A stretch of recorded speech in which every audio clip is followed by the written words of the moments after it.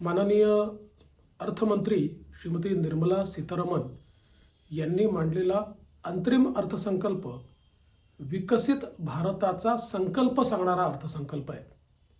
विशेषतः गरीब, मध्यमवर्गीय, महिला, शेतकरी आणि युवा या सर्व घटकांकडे विशेष लक्ष या अर्थसंकल्पाने दिलेलं आहे।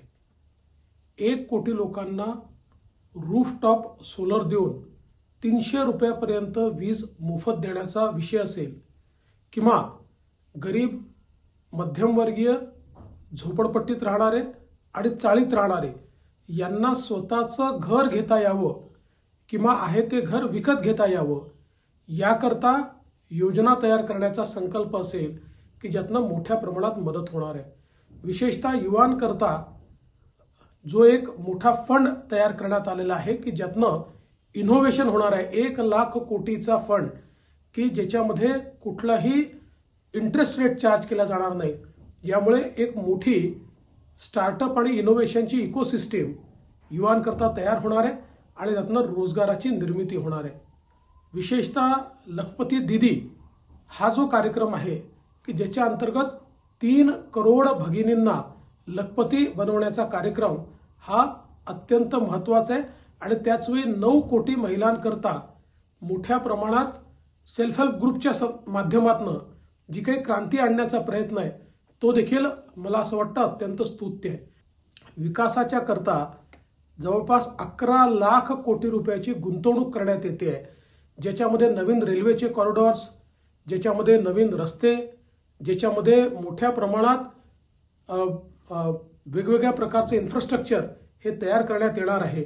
आणि हे सगळं करत असताना विशेषतः शेतकऱ्यांकरता नॅनो DAP ही जी संकल्पना आणलेली आहे ही अत्यंत महत्त्वाची संकल्पना आहे आणि शेतकऱ्याच्या शेतमालाला भाव मिळाला पाहिजे आणि थेट मार्केट लिंकेज मिळालं पाहिजे याकरताच्या विविध योजनांचा जो उहापोह करण्यात आलेला आहे तो देखील अत्यंत महत्त्वाचा आहे। एकूणच जर आपण हे अंतरिम बजेट बघितलं तर विकासाची दिशा सांगणारं पण त्याचवेळी आर्थिक शिस्त पाळणारं अशा प्रकारचं हे अंतरिम बजेट या ठिकाणी मांडलेलं आहे। आणि त्याचवेळी विकसित भारताचा रोडमॅप काय आहे हे आम्ही जेव्हा पूर्ण बजेट मांडू त्यावेळेस सांगू अशा प्रकारचा आत्मविश्वास देखील माननीय अर्थमंत्र्यांनी दाखवलेला आहे। मी माननीय अर्थमंत्र्यांचे मनापासून आभार मानतो आणि अभिनंदन करतो।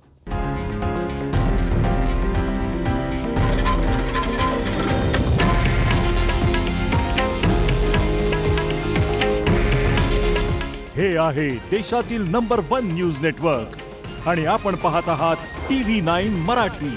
काळजी तुमची, हित महाराष्ट्राचं।